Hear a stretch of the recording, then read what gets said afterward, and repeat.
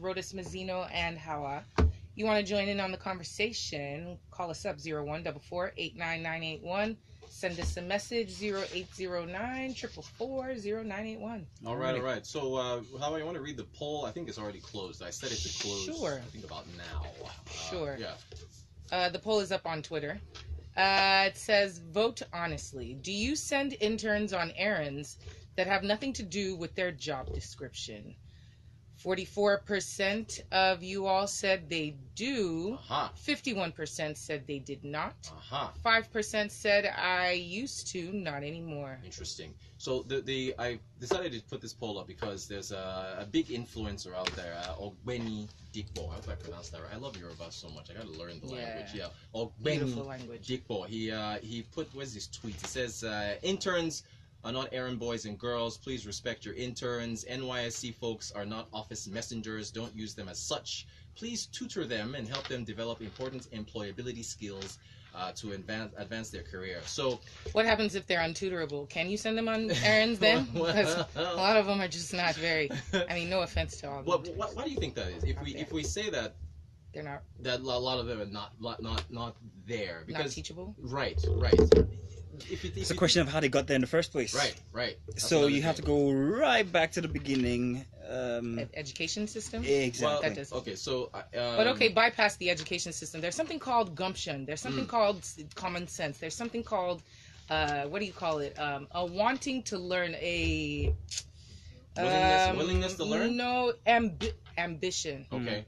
It's being ambitious for the right things and not just for the salary or for the lifestyle that they see the other salaried workers working for. Okay. It's for knowing that you're going to get in at the bottom and you have to work your way to the top. I find that most of them, when they realize that they're not at the top, they're not getting to the top fast enough. They're just like, I don't want to do it. And I'll just do whatever so I don't have to use my brain. Oh, okay. All but right. I don't know. That could be. I think you're right because being an intern doesn't mean you had academic requisites to be there. Plus, so you're also not being paid, so I feel like a lot of the motivation for us Nigerians is money. You know, like we have things to pay for. Right. If they're not giving you money at the end of the day, it's like it's not my father's company. Should be. I mean, using the free internet. Let me just be doing.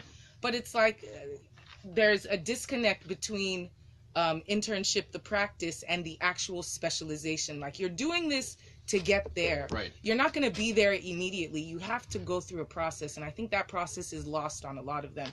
And then, yes, you're right, Mazino. It comes back to what are they being taught? What kind of expectations are they having when they start this journey of being an intern? Being an intern. Because honestly, if you're an intern in the abroad, that's what they'll do for you. You're getting coffee for years unless you step up and you say, listen, I have a brain. Right. I want to do X, Y, and Z. Otherwise, they'll just be using you as an errand boy. But here it's like they expect that as soon as they get on ground. Even the people who are salaried workers don't really even know what they're doing. Right. So you're going to need to have some gumption. Yeah. Well, okay. All right. From the perspective of business owners, though, there's 6 points. I thought here. you were videoing me. There's 6 points here that I do want to get across. I think was it Inc. magazine that put this out? I think it was Inc., which is a small business publication that put this out. 6 ways to effectively manage interns. This actually translates into productivity for your company. I understand that there's some some are not salaried or paid. Maybe it's a pittance here and there, but for your company, you want this to actually translate to productivity. So let's see how we've got enough time. Real quick. So the first thing that I'm seeing here is they say prepare a plan. So before your intern ever sets foot inside your office, you should have a well-crafted plan that lists exactly what he or she is going to be doing. Take a moment to develop an outline of essential duties, weekly goals, and daily tasks for which the intern is going to be responsible. They also added here, there's always something to do in an office environment, and an intern should never be sitting around browsing on Facebook because he or she has finished an assignment that they no longer Please, the salaried workers are doing that. What do you expect the interns to do? Okay, well, for business owners that have bills to pay, for productivity-wise, it's best to have a plan in place for them to know what it is that's going on. The second step is to provide orientation and training. So when the intern arrives for their first day, make sure that you deliver a thorough orientation. Take him or her on a small tour of the office. There's also saying that there's nothing more embarrassing for a new intern that's wandering around looking for the bathrooms. So first, an outline of a plan. Number 2, orientation. Number 3, this one is the one that is dear to my heart. Be inclusive. When I look at a team and a team is doing, I don't know, I'm always using finance because that's my background, but whatever. If I work in a cinema and you've got folks that are dealing with concessions, so popcorn and drinks, you've got folks that are dealing with the film screens, you've got people who are dealing with the schedules. Wherever the intern is placed, whatever department that intern is placed to assist in, I am very passionate about the intern being viewed as part of the team. So it's not the team and then the interns. The whole team is inclusive of the intern themselves. So they're saying here, when the internship gets rolling, don't simply forget the intern in the file room. Make an effort to check on them and make them part of whatever is going on with your particular team. So if there's a point where you're delegating left this and that and this, please, for business owners, the intern is part of your team. It's not your team. Oh, okay, intern, by the way, go grab.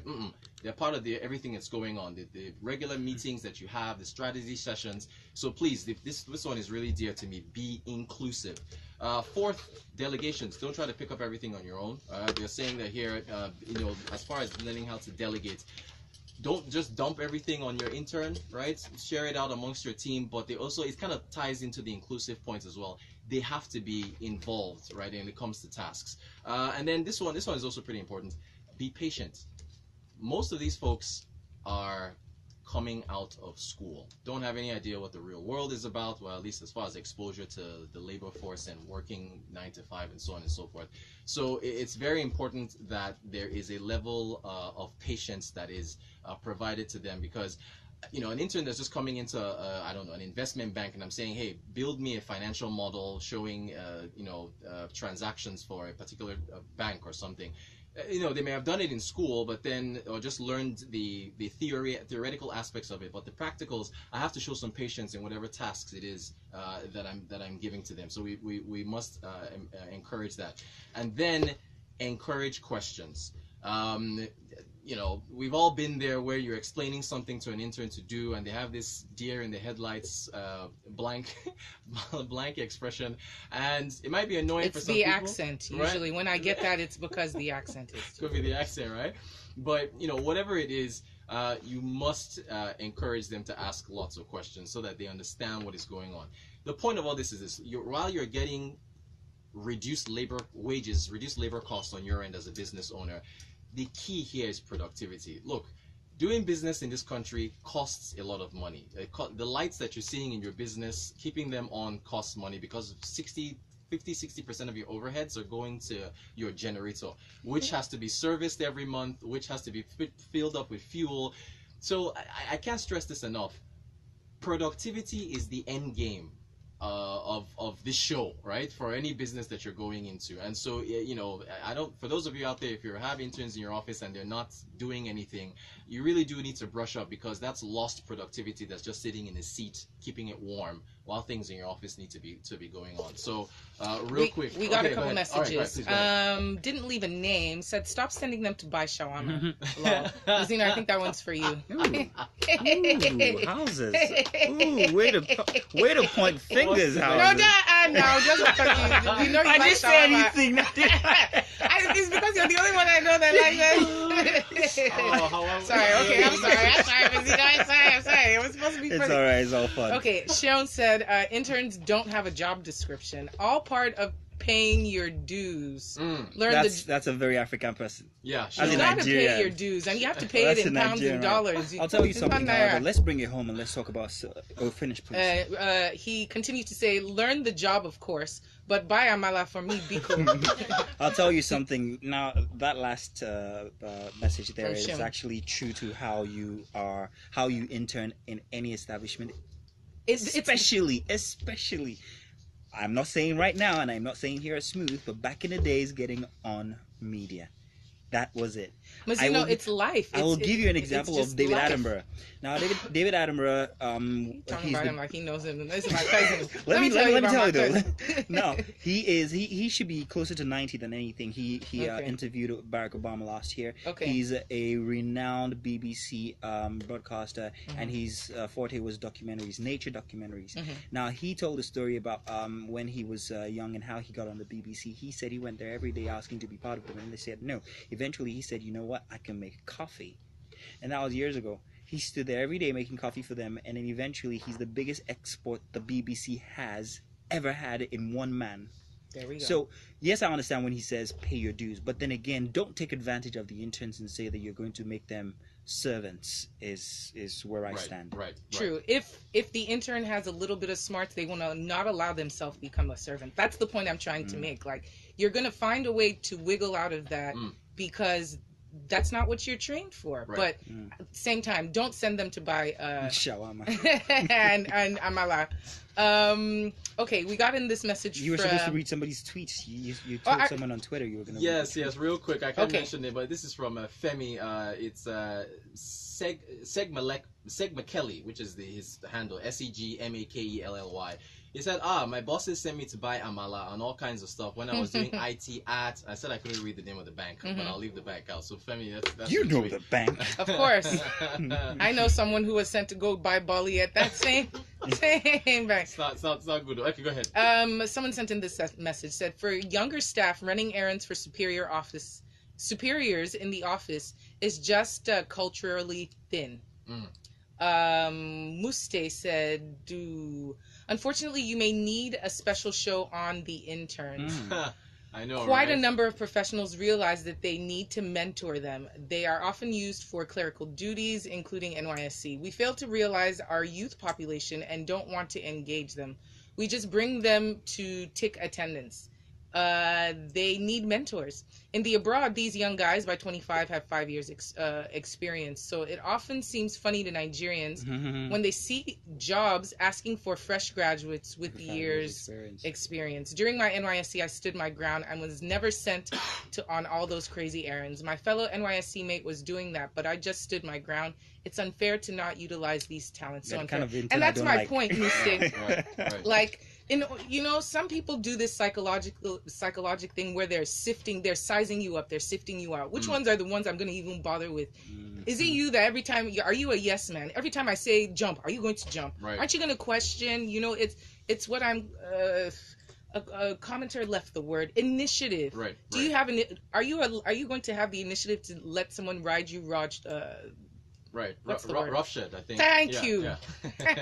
But yeah, I get it. And Muste, thank you for that message. But yeah, at the same time. Right, at the same time, we just and we can't get into it because we're out of time. But there was also the issue with the ride-sharing apps. Yeah, there was a story in TechPoint where they were talking about how lots of riders don't respect the drivers. The drivers say that they're rude to them. You order one of those cars, they come over. They call you, and the first thing out of your mouth is, "Where are you?"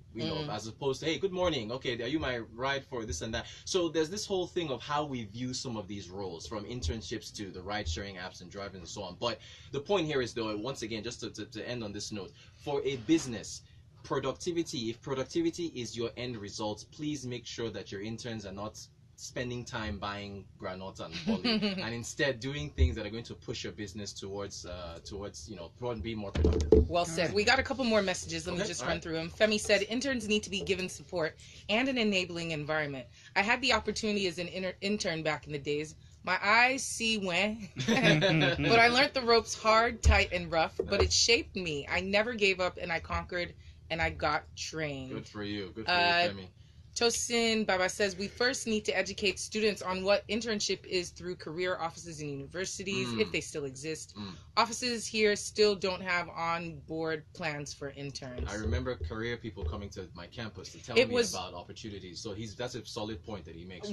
Two of our classes, our senior year, was a required internship. Like, you had to leave the campus, to go somewhere. work somewhere, exactly. And the work, whatever company it was, would report to your teacher and be like, so you learn how to start from the bottom. Mhm. It's not even your classmates, Right. you know. Anyways, Some from the private schools though they do that, but we have to get that in the I public did go schools to as a well. really good school too. So. Pop your collar, Hauwa. It's my dad's collar. Thank you, Daddy. Nerf. And my Thank brains. you. I got in too. I have to be smart. It's Thanks all for all good. your messages, everyone. Thank you, thank Appreciate it. All right. And stay tuned. It's still the Mook and the Mass here on the Smooth Drive. We'll be back after this and some messages. All right. Thank you, guys. Are we sponsored by Ren Money?